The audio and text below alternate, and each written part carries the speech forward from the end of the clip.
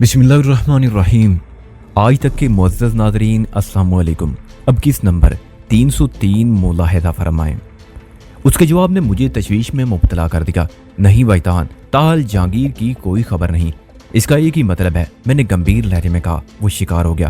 میں تمہاری انداز میں سوچ رہا ہوں، مناس نے کہا۔ جہانگیر یا تو اب اس دنیا میں باقی نہیں رہا یا پھر سی ایف کے والوں کے ہتھے چڑھ کر کسی عقوبت خانے میں پہنچ گیا ہے۔ فواد کی پوری اسرار روپوشی نے کوئی نہ کوئی رنگ تو دکھانا ہی تھا۔ میں نے کہا، فی الحال جہانگیر کے قصے کو پس پوچھ ڈال کر ہم تازہ ترین صورتحال پر بات کرتے ہیں۔ کیا کوئی نئی بات ہوگی؟ مناس نے پوچھا۔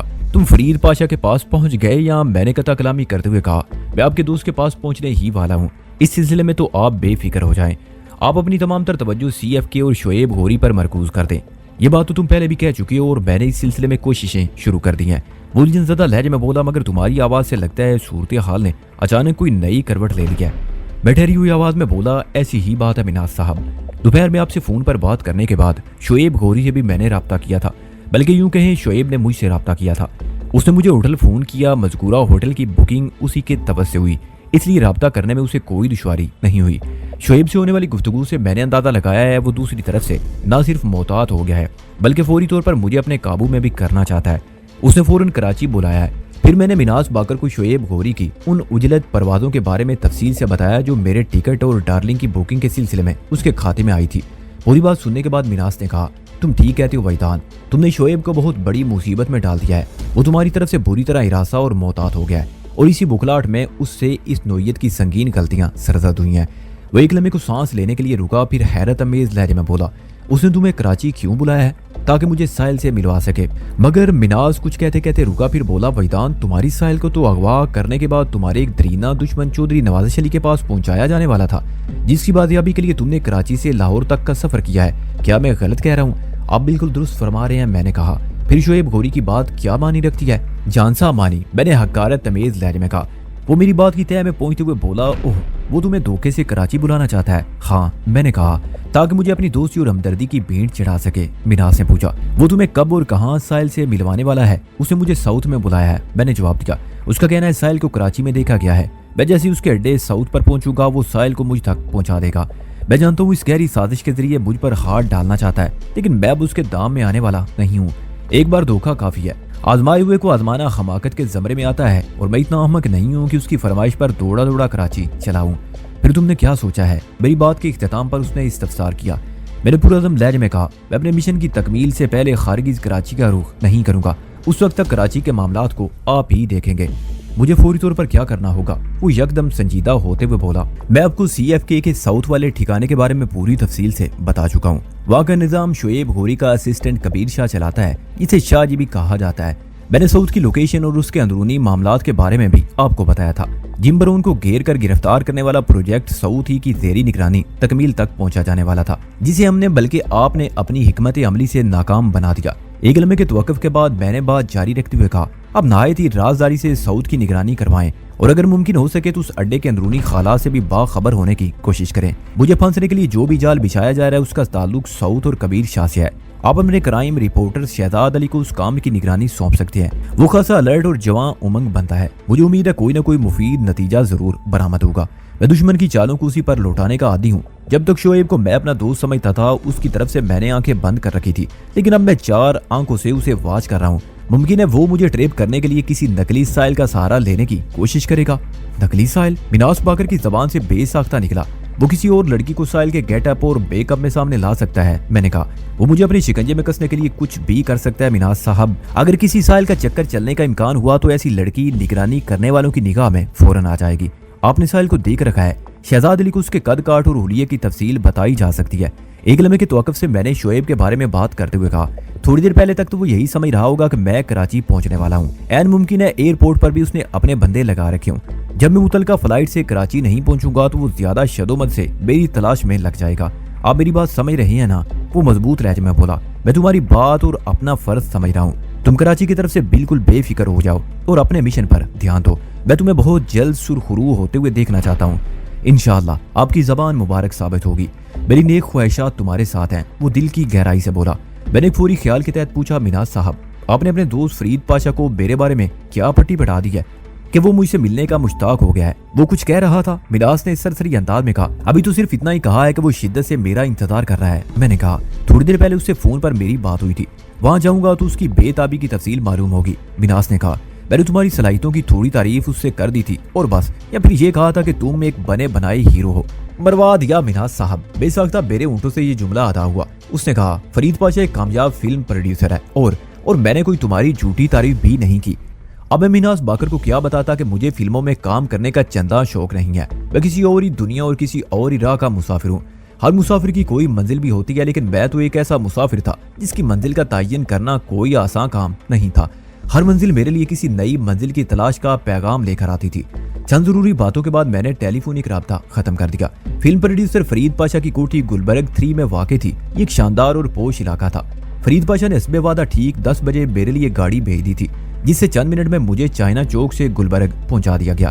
ڈی ایس پی اورنگزیب نے میری شان میں بڑا بھرپور ڈنر دیا تھا۔ نہایت ہی کم وقت میں درجنوں ڈشوں کا بندوبست کر لیا گیا۔ میں نے تقریباً ہر ڈش کو ٹچ کیا، مگر ہاتھ روک کر، کیونکہ فرید پاشا کی دھمکی میرے ذہن میں نقش تھی۔ مجھے اس کے ساتھ بھی دوبارہ ڈنر کرنا تھا۔ اورنگزیب نے نیک خواہشات کے ساتھ مجھے رخصت کیا۔ اس موقع پر نادیہ کی آنکھوں میں شکر گزاری کے تاثرات تھے، جبکہ صدف کے چہرے سے کسی خفیہ دھمکی کا اعلان ہو رہا تھا، جیسے کہہ رہی ہو چھوڑوں گی نہیں۔ میں نے مسکرا کر سب کو الوداع کہا اور گاڑی میں جا بیٹھا۔ فرید پاشا نے میرا پرتپاک استقبال کی اور بیرونی گیٹ سے اپنے ساتھ کوٹھی کے اندرونی حصے میں لے گیا۔ وہ دور یہ ازدواجی زندگی گزار رہا تھا، یعنی اس نے 2 شادیاں کر رکھی تھی۔ ایک شہری بیوی اس کے ساتھ کوٹھی میں رہتی تھی، جبکہ پہلی بیوی کی رہائش گاؤں میں تھی۔ وہ دونوں بیویوں سے پوری طرح انصاف کرتا تھا۔ تھوڑی دیر میں ہمارے درمیان بے تکلفی کی فضا قائم ہو گئی۔ پاشا ایک زندہ دل اور مخلص انسان تھا۔ اس کی عمر 45 اور 50 کے درمیان تھی، تاہم صحت کے اعتبار سے وہ 30 سے زیادہ کا نہیں لگ رہا تھا۔ 6 فٹ سے نکلتے ہوئے قد نے اس کی شخصیت کے تاثر کو اور بڑھا دیا تھا۔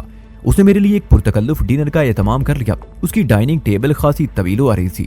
میں نے کہا پاشا صاحب میں تو بس آپ کا ساتھ دوں گا، کھانا تو آپ ہی کھائیں گے، میں وہاں بھی اچھا خاصا کھا کر آیا ہوں، اس سے کیا فرق پڑتا ہے یار۔ وہ خوش دلی سے بولا وہاں کھائے ہو یہاں بھی کھاؤ، شاید تمہیں پتہ نہیں۔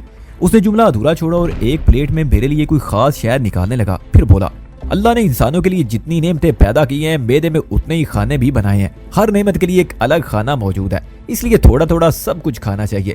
جو ڈشیں وہاں موجود نہیں تھی تم ان کے ساتھ یہاں انصاف کر سکتے ہو۔ آپ کا فلسفہ عجیب اور دلچسپ ہے پاشا صاحب، میں نے کہا۔ اس فلسفے پر عمل کرنے سے یہ اور بھی دلچسپ ہو جاتا ہے، پاشا نے زور دیتے ہوئے کہا۔ آزمائش شرط ہے۔ ہلکی پھلکی گفتگو کے دوران میں کھانا چلتا رہا۔ پاشا کی شہری بیوی نائلہ بھی ہمارے ساتھ ڈائننگ ٹیبل پر موجود تھی۔ اس کی عمر 25 سے زیادہ نہیں تھی۔ نائلہ نہایت ہی حسین و جمیل اور طرح دار عورت تھی، بلکہ اگر یہ معلوم نہ ہو کہ اس کی شادی ہو چکی ہے تو وہ ایک لڑکی ہی لگتی تھی۔ اس کے بارے میں بلکہ بلا مبالغہ یہ کہا جا سکتا تھا کہ وہ ایک بنی بنائی ہیروئن ہے۔ لیکن پاشا نے مجھے بتایا نائلہ ایک مرتبہ بھی فلم کیمرہ کے سامنے نہیں گئی، باقاعدہ شارٹس دینا تو دور کی بات ہے۔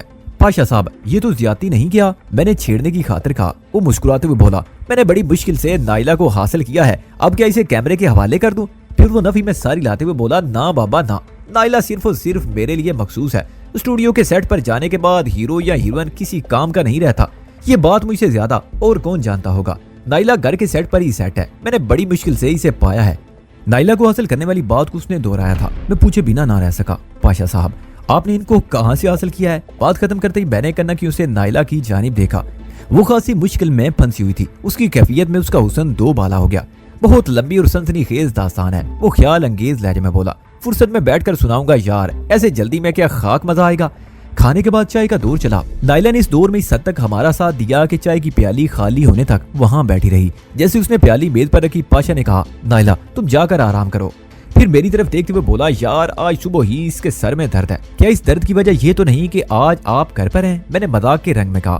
میری اس مذاق کو دونوں نے انجوائے کیا، خاص طور پر نائلہ کا چہرہ میری بات سنتے ہی مسکرا اٹھا تھا، جس سے پتا چلا اس کا ذوق بھی اعلیٰ ہے۔ فرید پاشا مجھے ایک عالیشان بیڈ روم میں لے آیا۔ مذکورہ بیڈ روم کوٹھی کی بالائی منزل پر واقع تھا۔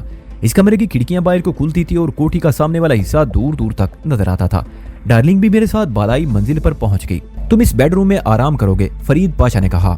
کل تمہیں پوری کوٹھی کا معائنہ کراؤں گا۔ میں نے یہ کوٹھی بڑے چاؤ سے بنوائی ہے، اس کی تکمیل میں کروڑوں روپے اور 1 سال کا عرصہ خرچ ہوا ہے۔ وہ میرے پاس 1 گھنٹے تک بیٹھا رہا۔ ادھر ادھر کی باتوں کے بعد وہ اصل موضوع پر آ گیا۔ یار یہ باتیں تو چلتی ہی رہیں گی، اس نے کہا۔ تم مجھے اپنے مشن کے بارے میں کچھ بتاؤ تاکہ میرے ذہن کا بوجھ ہلکا ہو۔ آپ کے ذہنی بوجھ کا تعلق میرے مشن سے ہے؟ میں نے حیرت سے اسے دیکھا۔ وہ بولا ہاں یار، مناس نے تمہارے بارے میں مجھے اتنی تاکیدیں کی ہیں کہ میں ذہن پر دباؤ محسوس کر رہا ہوں۔ جب تک میں تمہارے کام نہیں آ جاؤں گا چین سے نہیں بیٹھوں گا۔ مناز باکر نے مجھے بہت کم کام کہے ہوں گے اور اتنی تاکید پہلے کبھی نہیں کی، لگتا ہے تم کسی خاص الخاص مشن پر ہو۔ آپ نے بالکل درست اندازہ لگایا پاشا صاحب، میں نے کہا میرا مشن واقعی بہت خاص ہے، اگر میں اس میں کامیاب ہو گیا تو سمجھ لوں گا کہ میں نے زندگی میں سب کچھ پا لیا۔ ساحل کے تصور نے میری آواز کو خاصا رنجیدہ کر دیا۔ فرید پاشا ایک مردم شناس شخص تھا، میرے چہرے کے تاثرات اور آواز کے بوجھل پن سے اس نے بھانپ لیا کہ دال میں کچھ کالا ہے۔ رازدارانہ لہجے میں بولا، مجھے تو کوئی دل کا معاملہ معلوم ہوتا ہے۔ ہاں کچھ ایسی بات ہے، میں نے صاف گوئی کا مظاہرہ کیا۔ تھوڑی دیر میں فرید پاشا مجھے اپنا اپنا محسوس ہونے لگا تھا۔ کچھ لوگ ایسے ہوتے ہیں جو پل بھر میں دل میں اتر جاتے ہیں، پاشا کا شمار بھی انہی لوگوں میں ہوتا تھا۔ وہ مناز کا گہرا دوست تھا اور مناز سے ساحل والے واقعے اور معاملے سے پوری طرح آگاہ تھا، اس لیے فرید پاشا سے کوئی بات چھپانا مناسب نہیں تھا۔ وہ اس مشن میں میرا معاون بھی بننے والا تھا۔ اس کے استفسار پر میں نے نہایت ہی مختصر الفاظ میں اسے چودھری نواز علی سے اپنی دشمنی اور ساحل سے گہری وابستگی کے بارے میں بتا دیا، اور یہ کہ ساحل کو کراچی سے اغوا کر کے نواز علی کے پاس رکھاں والی پہنچا دیا گیا ہے، میں نے اسے حاصل کرنے ہی کے لیے ادھر کا رخ کیا ہے، وغیرہ وغیرہ۔ شعیب گوری کا ذکر میں نے دانستہ گول کر دیا تھا۔ پوری بات توجہ سے سننے کے بعد اس نے کہا، میں چودھری نواز علی اور رکھاں والی سے بخوبی واقف ہوں۔ وجدان، میرا گاؤں رکھاں والی سے صرف 5 کلومیٹر کے فاصلے پر ہے، بلکہ یوں سمجھو اگر لاہور سے جائیں تو ہمارے گاؤں سید پور سے گزر کر رکھاں والی جانا پڑتا ہے، ہمارا گاؤں راستے میں پڑتا ہے۔ پھر اس نے مجھے چودھری نواز علی کے بارے میں بہت سی باتیں بتائیں، جن میں سب سے اہم بات یہ تھی کہ چودھری نواز سے ان لوگوں کی ہلکی پھلکی دشمنی چلتی رہتی تھی۔ فرید پاشا کا باپ پرانا سیاستداں تھا اور چودھری نواز علی کا پس منظر بھی سیاسی تھا۔ وہ دونوں آپس میں حریف بھی تھے کیونکہ وہ 2 مختلف سیاسی پارٹیوں سے تعلق رکھتے تھے۔ یار تم مجھے صرف 1 دن کی مہلت دے دو، فرید پاشا دونوں ہاتھوں کو ملتے ہوئے گہری سنجیدگی سے بولا، میں کل شام سے پہلے تمہاری تمام مطلوبہ اور تازہ ترین معلومات حاصل کر لیتا ہوں۔ پہلے پتہ لگایا جائے گا کہ تمہاری ساتھی رکھاں والی پہنچی بھی ہے یا نہیں۔ اگر وہ چودھری نواز کی حویلی میں پہنچ چکی ہے تو پھر باقاعدہ پلاننگ کر کے اسے وہاں سے نکالنا ہوگا۔ جلد بازی میں اٹھایا ہوا کوئی قدم ہمارے لیے نقصان دہ ہو سکتا ہے۔ وہ تھوڑی دیر رک کر بولا، اور تمہاری ساحل کے لیے بھی آپ بالکل ٹھیک کہہ رہے ہیں، میں ساحل کے معاملے میں کوئی رسک نہیں لے سکتا۔ میں نے دل کی گہرائی سے کہا، وہ میرے لیے بہت قیمتی ہے، میری جان سے بھی زیادہ۔ وہ پرسوچ انداز میں بولا، میں ابھی نوید کو فون کرتا ہوں، نوید پاشا میرا چھوٹا بھائی ہے اور آئندہ الیکشن میں کھڑا ہونے والا ہے۔ سیاست میں رہتے ہوئے آنکھیں، کان اور زبان تینوں کو کھلا رکھنا پڑتا ہے۔ مجھے تو اس شعبے سے زیادہ دلچسپی نہیں، مگر نوید ابا جی کا سچا جانشین ثابت ہو رہا ہے۔ اس نے بہت ہی کم عرصے میں بہت زیادہ سیاسی ترقی کر لی ہے، اس لیے اب ابا جی پس پردہ رہ کر نوید کے ذریعے چودھری نواز علی کو پیٹنا چاہتے ہیں۔ اس وقت چودھری نواز علی کی پارٹی کی گورنمنٹ ہے، یعنی ان کی پارٹی کی حکومت ہے، لیکن عوام میں سیاسی بیداری بڑھ رہی ہے اور ہوا کا رخ تبدیل ہو چکا ہے۔ انشاءاللہ آنے والے الیکشن میں چودھری کو ہار کا منہ دیکھنا پڑے گا، نوید اسے بری طرح شکست دے گا۔ مجھے سیاست یا سیاستدانوں سے کوئی دلچسپی نہیں تھی، میرے لیے خوشی کی بات صرف اتنی تھی کہ میں چودھری نواز علی کے مخالف دھڑے سے آ ملا تھا، جو پہلے ہی سے اس کی طرف سے بہت سا ادھار کھائے بیٹھے تھے۔ اب مجھے چودھری کا قرض ادا کرتے ہوئے بہت لطف آتا۔ 2 قرض دار ایک قرض خواہ کے پیچھے ہاتھ دھو کر پڑنے والے تھے۔ فرید پاشا کہہ رہا تھا، میں کل کا دن نوید کو تفتیش و تحقیق کے لیے دے دیتا ہوں، مجھے امید ہے وہ تمہاری ساتھی کے بارے میں مکمل معلومات حاصل کر لے گا۔ ہمارے کچھ خاص آدمی رکھاں والی میں موجود ہیں، جیسا کہ دنیا کی ہر سیاست میں ہوتا ہے، مخالف کیمپ میں اپنے بندے چھوڑنا پڑتے ہیں تاکہ وہاں کی صورتحال سے آگاہ رہتے رہیں۔ جیسے نوید کو یہ کنفرم ہوا کہ ساحل چودھری نواز علی کی حویلی میں موجود ہے، وہ سیدھا یہاں چلا آئے گا، پھر تم اس کے ساتھ رکھاں والی مشن پر روانہ ہو جانا۔ سید پور میں ہماری بہت بڑی حویلی ہے، تم وہاں رہتے ہوئے آئندہ کا لائے عمل تیار کر لینا۔ نوید تمہارے مشن کے لیے بہت ہی مفید اور معاون ثابت ہوگا۔ وہ چند لمحے کے لیے خاموش ہوا، پھر میرے چہرے کا جائزہ لیتا رہا، پھر بولا، یا اگر تمہارے ذہن میں کوئی اور آئیڈیا ہو تو بتاؤ، اسے بھی دیکھ لیتے ہیں۔ فی الحال آپ کی تجویز پر عمل کرنا زیادہ موزوں نظر آتا ہے، میں نے گمبھیر آواز میں کہا۔ میں سوچ سمجھ کر چودھری نواز علی پر ہاتھ ڈالنا چاہتا ہوں۔ اگر مجھے جوش و جذبات میں کوئی قدم اٹھانا ہوتا تو میں لاہور کی سرزمین پر قدم رکھتے ہی سیدھا رکھاں والی پہنچ جاتا اور چودھری کی اینٹ سے اینٹ بجا دیتا۔ چودھری سے میری دشمنی کوئی سال 6 مہینے سے نہیں، یہ برسوں کا قصہ ہے، اور اسی دوران میں ہم نے ایک دوسرے کو ناقابل تلافی نقصان پہنچایا ہے۔ یوں سمجھ لیں ہم پول میچ، کوارٹر فائنل اور سیمی فائنل کھیل چکے ہیں، اب فائنل کا مرحلہ ہے۔ میں اس فائنل راؤنڈ کو بہت سوچ سمجھ کر کھیلنا چاہتا ہوں اور اس طرح کھیلنا چاہتا ہوں کہ یہ میچ ایک یادگار کی حیثیت حاصل کر لے۔ ہارنے والا اپنے زخم چاٹ کر اسے یاد رکھے اور جیتنے والا شادیانے بجا کر اس کی یاد کو تازہ کر دے۔ انشاءاللہ ایسا ہی ہوگا۔ وہ کھڑے ہوتے ہوئے بولا، اب تم آرام کرو، کل ملاقات ہوگی، میں تمہارے چہرے اور آنکھوں میں تھکن کو واضح طور پر محسوس کر رہا ہوں۔ تھوڑی دیر پہلے تم نے ایک خطرناک جمائی بھی لی تھی، آپ بالکل ٹھیک کہہ رہے ہیں، میں نے تائیدی انداز میں ساری لاتے ہوئے کہا۔ گزشتہ 2 روز سے مجھے آرام کا موقع نہیں ملا اور اچھی خاصی نیند بھی جمع ہو چکی ہے، پھر آج کے ڈبل ڈنر نے نیند کے خمار میں بے پناہ اضافہ کر دیا ہے۔ میں صبح تک سکون سے سونا چاہتا ہوں۔ یہاں تمہیں سکون ہی سکون ملے گا وحیدان، وہ دوستانہ انداز میں بولا۔ مناز جب بھی لاہور آتا ہے تو میرے پاس ہی ٹھہرتا ہے، اسی بیڈ روم میں اس کا قیام ہوتا ہے۔ میں نے کہا ایک بات تو بتائیں پاشا صاحب، آپ کو میں نے انتہائی زندہ دل اور خوش مزاج پایا ہے، بات بات پر ہنستے مسکراتے اور کہکا اچھالنے والا، جبکہ مناز باکر ایک سنجیدہ اور کسی حد تک خشک مزاج شخص ہے۔ آپ دونوں کی دوستی کس طرح قائم ہے؟ دوستی کے لیے بنیادی شرط خام مزاج اور خام خیال ہونا ضروری ہے۔ میں تمہاری آدھی بات سے اتفاق کروں گا، وہ سنجیدگی سے بولا، یعنی دوستی کے لیے خام خیال ہونا ہی کافی ہے۔ اور جہاں تک مناز کے مزاج کا تعلق ہے تو وہ دوری شخصیت بلکہ دور مزاج کا بندہ ہے۔ وہ عام طور پر جیسا خشک اور ٹو دی پوائنٹ نظر آتا ہے، بے تکلف دوستوں کے ساتھ ایسا نہیں، مجھ سے وہ میرے ہی انداز میں ملتا ہے۔ پاشا کی بات میری سمجھ میں آ رہی تھی۔ مناز کو ابتدائی ملاقاتوں میں نے جیسا پایا تھا اب اس میں خاصا فرق آ گیا تھا، یا یوں کہہ لیں کہ اب ہمارے درمیان بے تکلفی کی فضا قائم ہو چکی تھی۔ یہود اور یہودیت کے خلاف سرگرمیوں نے ہمیں بہت قریب کر دیا تھا۔ فرید پاشا نے ڈارلنگ کی جانب اشارہ کی اور کہا تمہاری اس لاڈلی کے لیے مجھے شب بسری کا علیحدہ بندوبست کرنا ہوگا یہاں۔ اس نے جملہ ادھورا چھوڑا تو میں سمجھ گیا وہ کیا کہنا چاہتا ہے۔ میں نے تسلی امیز لہجے میں کہا ڈارلنگ میرے ساتھ اسی بیڈ روم میں رات گزارے گی۔ کوئی بھی شخص اپنی ڈارلنگ کو خود سے جدا کرنا پسند نہیں کرتا، آپ اس کے لیے فکر مند نہ ہو، یہ ہر معاملے میں ٹرینڈ ہے۔ اس نے کبھی میرے لیے کوئی مسئلہ کھڑا نہیں کیا۔ اسے بڑی محبت سے ڈارلنگ کو دیکھا اور مسکراتے ہوئے بولا تمہاری ڈارلنگ تمہیں مبارک ہو، میں تو اپنی ڈارلنگ کے پاس جا رہا ہوں، شب بخیر، گڈ نائٹ۔ میں نے کہا۔ وہ بیڈ روم سے رخصت ہو گیا۔ فرید پاشا کی جاتے ہی ڈارلنگ میرے پاس آ گئی۔ میں نے اسے پیار کیا اور گھوم پھر کر بیڈ روم کا جائزہ لینے لگا۔ وہ خاصا خوشادہ بیڈ روم تھا۔ میں نے وہاں موجود ہر شے کو تنقیدی اور تفتیشی نظر سے دیکھا اور مطمئن ہونے کے بعد دروازہ بند کر کے واش روم میں گھس گیا۔ 15 منٹ بعد میں لباس تبدیل کر کے فریش اپ ہو چکا تھا۔ اس وقت دیوار گیر کلاک اور بیری ریسٹ واچ میں 1:15 بجے تھے، یعنی نئے دن کا آغاز ہو چکا تھا۔ میں بیڈ پر دراز ہوا تو ڈارلنگ میرے پیروں میں آ کر لیٹ گئی۔ میں نے اپنے ہاتھوں کے گنگنے لمس کو اس کے وجود میں اتارنا شروع کیا۔ وہ کسی دل نشی محبوبہ کی مانند مست ہو رہی تھی۔ اس نے اپنی آنکھیں بند کر رکھی تھی اور دھیرے دھیرے اپنے منہ کو میری پسلی پر مساج کے انداز میں رگڑ رہی تھی۔ میں نے سرگوشیانہ لہجے میں اسے پکارا ڈارلنگ۔ اس کی بند آنکھوں کے پیچھے سے جواب آیا تم میری ڈارلنگ ہو نا؟ میاؤں۔ ڈارلنگ کی ایک خصوصیت یہ بھی ہوتی ہے کہ وہ کھلتی نہیں۔ میں نے بدسور اس کے بدن پر اپنا ہاتھ پھیرتے ہوئے محسوس کیا، لیکن میں کسی بند شے کے ساتھ بہت بے چینی محسوس کرتا ہوں۔ تم جب سے میری زندگی میں آئی ہو مجھے تم نے قدم قدم پر حیران کیا ہے۔ یہ مسلسل حیرانی مجھے الجھا رہی ہے، مجھے پریشان کر رہی ہے۔ میں تمہاری حقیقت جاننا چاہتا ہوں، تمہیں کھولنا چاہتا ہوں۔ مجھے یقین ہے تم کوئی عام بلی نہیں ہو۔ میں تمہارے اصرار کو پانا چاہتا ہوں اور اس کے لیے یہ موقع بہترین ہے۔ میں آج رات تمہارے اندر اتر کر سب کچھ جان لوں گا، سب کچھ۔ اس نے شدت سے میرے پیروں میں اپنا منہ رگڑا، پھر آنکھیں کھول کر مجھے دیکھا اور اپنی مخصوص آواز میں بولی میاؤں۔ اس کی آواز تو وہی تھی، تاہم میں اس کی کھلی آنکھوں میں تبدیل شدہ تاثر واضح طور پر نوٹ کر رہا تھا۔ اس میاؤں میں نہ کی کیفیت پائی جاتی تھی، گویا وہ کھلنے پر آمادہ نہیں تھی۔ میں نے اس کے وجود میں اضطراب سا محسوس کیا۔ میں بھی اس وقت ضد پر اتر آیا تھا۔ ایسی تنہائی، سکون اور فرصت نہ جانے پھر کب میسر آتی۔ میں کھولوں گا تمہیں، ضرور کھولوں گا، میں نے اس کی آنکھوں میں دیکھتے ہوئے کہا۔ وہ بڑی شدت سے میاؤں میاؤں کرتے ہوئے اپنا چہرہ میرے پہلو میں رگڑنے لگی، لیکن مجھ پر ایسی ضد سوار ہوئی تھی کہ میں نے اس کی ایک نہ سنی۔ وہ التجائیں کرتی رہ گئی۔ وہ زبان سے انسانوں کی طرح الفاظ تو ادا نہیں کر سکتی تھی، تاہم میں اس کے اعضاء کی حرکات و سکنات کو اچھی طرح سمجھنے لگا تھا۔ وہ اس وقت سراپا احتجاج بنی ہوئی تھی۔ میں اٹھ کر بیٹھ کے اور اسے اپنے سامنے قالین پوش فرش پر رکھ دیا۔ اس نے مجھے ایسی نظر سے دیکھا جیسے وہاں سے فرار ہونے کا ارادہ رکھتی ہو۔ میں نے سیکنڈ کے لاکھویں حصے میں اس کے ارادے کو بھانپ لیا، پھر اس سے پہلے کہ وہ اپنے ارادے کو عملی جامہ پہناتی میری آنکھیں اس کی آنکھوں سے چپک گئی۔ ہم دونوں ساکت نظروں سے ایک دوسرے کو دیکھ رہے تھے اور ایک دوسرے کو اپنے ٹرانس میں لانے کی کوشش کر رہے تھے۔ چند سیکنڈ تک ہمارے درمیان نظر بازی اور تسخیر کا یہ مقابلہ برابر رہا، پھر میں اس پر حاوی آنے لگا۔ اس وقت میں پورے ارتکاز کے ساتھ اپنے کام میں مشغول تھا۔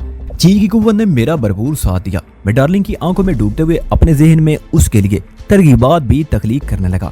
یہ سارا کھیل ہی خیالات اور ترغیبات کا ہے۔ اگر خیالات توانا اور ترغیبات مضبوط ہوں تو تسخیر چٹکیوں کا عمل بن کر رہ جاتا ہے۔ میری ترغیبات کام دکھا رہی تھی۔ میرے ذہن میں تخلیق پانے والے خیالات کی لہریں ڈارلنگ کے دماغ پر اثر انداز ہونے لگی۔ میں نے خاموشی کی زبان میں سوچا تمہاری آنکھیں بوجھل ہو رہی ہیں، تمہیں نیند آ رہی ہے۔ عام ہپناٹزم میں آواز کی بڑی اہمیت ہے۔ سجیشن آواز کی محتاج ہوتی ہے، مگر اس وقت ڈارلنگ ایک مخصوص قسم کی ہپناٹزم کے تجربے سے گزر رہی تھی، جس میں سجیشن کے لیے آواز کی ضرورت نہیں تھی، صرف سوچنا ہی کافی تھا۔ چی بزبان خاموشی اپنا کام کر رہی تھی اور بہت خوب کر رہی تھی۔ میں نے ترغیبات کا سلسلہ جاری رکھا۔ آج اس اصرار سے پردہ اٹھ جانا چاہیے تھا جو سایہ بن کر میرے ساتھ ساتھ چل رہا تھا۔ کوئی بچہ آپ کی انگلی پکڑ کر چلتا ہے اور آپ یہ نہ جانتے ہو وہ بچہ کس کا ہے تو عجیب سی بے سکونی دماغ کو اپنے اثار میں لے لیتی ہے۔ ڈارلنگ کے حوالے سے میں اپنے دماغ کو ہر اثار سے نکالنا چاہتا تھا۔ وہ یک تک مجھے دیکھ رہی تھی، میری طرح اس کا وجود بھی ایک دم ساکت تھا۔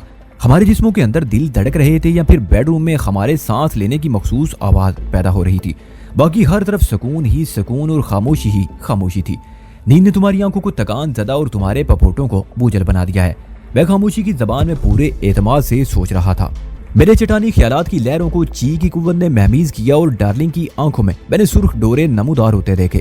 پچھلے چند روز سے میں یوگا کی پریکٹس کے ساتھ ساتھ چی کی ایڈوانس مشقیں بھی کر رہا تھا، جس سے میری باطنی قوتوں اور خواص میں نمایاں تبدیلی آئی تھی۔ ان تجربات کا احساس بڑا نیا، انوکھا اور نرالا تھا۔ ڈارلنگ کی آنکھوں میں نمودار ہونے والے سرخ ڈورے بھیگنے لگے، گویا اس کی آنکھوں میں پانی اترنے لگا تھا۔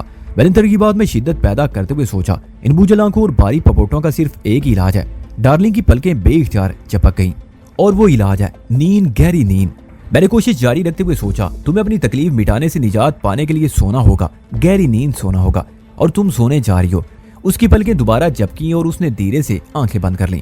تم سو رہی ہو، تمہاری نیند گہری ہوتی جا رہی ہے، اور گہری اور گہری، کسی سمندر سے بھی زیادہ گہری، گہری اور گہری۔ میں نے نتیجہ خیز نظر سے ڈارلنگ کا جائزہ لیا۔ وہ فرش پر بے حسو حرکت پڑی تھی۔ اس کی آنکھیں بند ہوتے ہی ہمارا نگاہی رابطہ بھی منقطع ہو گیا۔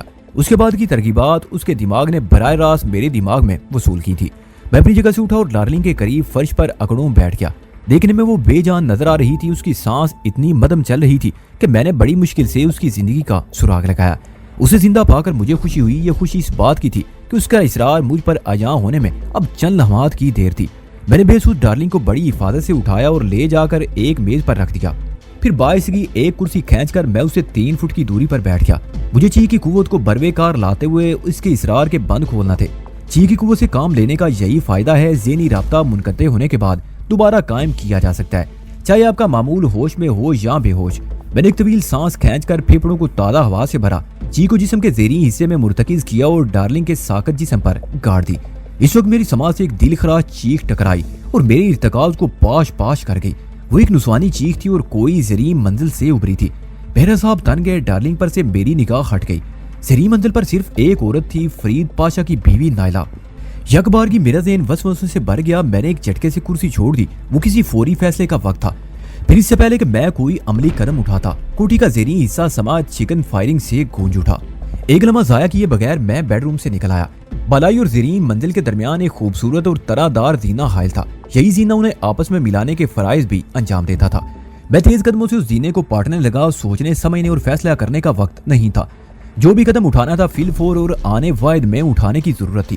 وہ دل خراش نسوانی چیخ نائلہ کے سوا کسی اور کی نہیں ہو سکتی تھی، کیونکہ نائلہ کے سوا اس کوٹھی میں اور کوئی عورت موجود نہیں تھی۔ بریسٹ فائر کی سماعت، چکن اور آواز سے میں نے اندازہ لگا لیا نیچے کوئی سنگین نوعیت کی گڑبڑ ہو چکی ہے۔ دو اسٹیپس پھلانگ کر میں چند سیکنڈ میں زریں منزل پر پہنچ گیا۔ کوٹھی کے اندرونی حصے میں داخل ہونے سے قبل بے ساختہ میری نگاہ مین گیٹ کی جانب اٹھ گئی۔ گیٹ کے ساتھ ہی سیکورٹی گارڈ کا کمرہ بنا ہوا تھا۔ کمرہ اپنی جگہ پر موجود تھا، مگر سیکورٹی گارڈ کہیں نظر نہیں آ رہا تھا۔ فوری طور پر میرے ذہن میں یہی آیا کہ گارڈ فائرنگ کی آواز سن کر صورتحال جاننے کے لیے کوٹھی کے اندر پہنچا ہوگا۔ میں نے بھی ادھر کا رخ کیا۔ اسی لمحے اندرونی حصے میں کچھ اس قسم کی آوازیں ابھری جیسے اندر اٹھا پٹخ کی جا رہی ہو۔ میں نے جس بھر کر ایک دروازے کے ہینڈل پر ہاتھ رکھا ہی تھا کہ دروازہ دھماکے کی آواز پیدا کرتے ہوئے ایک جھٹکے سے کھل گیا۔ کھلے ہوئے دروازے میں سے 2 افراد برآمد ہوئے۔ ان کی حرکات و سکنات سے مجھے اندازہ ہوا وہ انسان ہے، ورنہ اپنی حالت سے وہ کالی بلائیں نظر آتے تھے۔ دونوں نے سیاہ چست لباس پہن رکھے تھے جو ان کے جسام پر چپک کر رہ گئے، اور لباس سرتاپا تھے۔ یوں لگتا تھا کپڑے ان کو بدن پر رکھ کر سلائی کی گئی ہو، صرف آنکھوں کے سامنے دیکھنے کے لیے جگہ چھوڑی گئی تھی، ورنہ بدن کا کوئی حصہ کھلا نظر نہیں آ رہا تھا۔ ماضی کی ایک انگلش فلم گولڈ مین میں فلم کے ہیرو نے اسی قسم کا چست لباس زیب تن کر رکھا تھا۔ دروازہ ایک جھٹکے سے کھولا، لہذا مجھے چند قدم پیچھے ہٹنا پڑا۔ وہ دونوں کالی آندھی کے مانند اندر سے برآمد ہوئے تھے۔ مجھ پر نظر پڑتے ہی ان میں سے ایک ٹھٹکا، دوسرے کی گردن جھکی ہوئی تھی اور اس جھکاؤ کا سبب اس کے کندھے پر لدا ہوا ایک بوجھ تھا۔ وہ بوجھ ایک بیڈ شیٹ میں لپٹا ہوا تھا اور پہلی ہی نظر میں اپنی حقیقت کا اظہار کر رہا تھا۔ وہ بلا شبہ ایک انسانی جسم تھا جسے بیڈ شیٹ میں لپیٹ کر وہاں سے کہیں اور لے جایا جا رہا تھا۔ کندھے پر لدے ہوئے جسم میں کوئی حرکت نہیں تھی، جس کا مطلب تھا وہ بے ہوش ہے۔ میرے ذہن میں جو پہلا خیال چمکا وہ یہی تھا کہ فرید پاشا کی خوبرو بیوی نائلہ کو اغوا کیا جا رہا ہے۔ اس کوٹھی میں فرید پاشا اور نائلہ کے علاوہ صرف سیکورٹی گارڈ تھا۔ میں نے چادر میں لپٹے ہوئے جسم کو دیکھ کر اندازہ لگا لیا کہ وہ کوئی عورت ہی ہو سکتی تھی۔ یہ تمام خیالات اور اندازے بڑی صورت سے پائے تکمیل کو پہنچے تھے، اور اغوا والے خیال نے جیسے میرے ہاتھ پاؤں کو آن کر دیا۔ نگاہ ملنے پر ٹھٹکنے والے شخص کو میں نے آڑے ہاتھوں لیا۔ میری رائٹ فرنٹ پش کک چلی، میرے پاؤں کے تلوے نے مذکورہ سیاہ لباس کے شخص کے سینے پر بوسا دیا۔ وہ پیچھے کو الٹ کر دوسرے شخص سے جا ٹکرایا۔ اس ٹکراؤ کے نتیجے میں اس شخص کے کندھے پر لدی ہوئی نائلہ متوقع ہوا میں اچھلی اور چادر میں لپٹے لپٹے کسی بوری کی مانند دب سے زمین پر جا گری۔ پختہ فرش سے تصادم پر چادر کے اندر سے ایک نسوانی کرا بلند ہوئی اور پوشیدہ جسم میں کچھ حرکت دیکھنے میں آئی۔ اگر اس چادر کے اندر نائلہ تھی تو خدا کا شکر ہے وہ تاحال زندہ تھی۔ اسی دوران میں وہ دونوں چھلاوے اٹھ کر کھڑے ہو گئے تھے اور بڑی خوفناک نظروں سے مجھے دیکھ رہے تھے۔ ان میں سے ایک کی آنکھوں میں مجھے شناسائی کی جھلک دکھائی تھی۔ مجھے ایک لمحے کو یوں محسوس ہوا جیسے میں نے وہ آنکھیں ماضی قریب میں کہیں دیکھی ہیں۔ کہ وہی شخص تھا جس سے دروازہ کھلنے کے بعد میری آنکھیں چار ہوئی تھیں اور وہ مجھے اپنے سامنے دیکھ کر ٹھٹکا تھا۔ وہ ایک دراز قامت اور صحت مند شخص تھا۔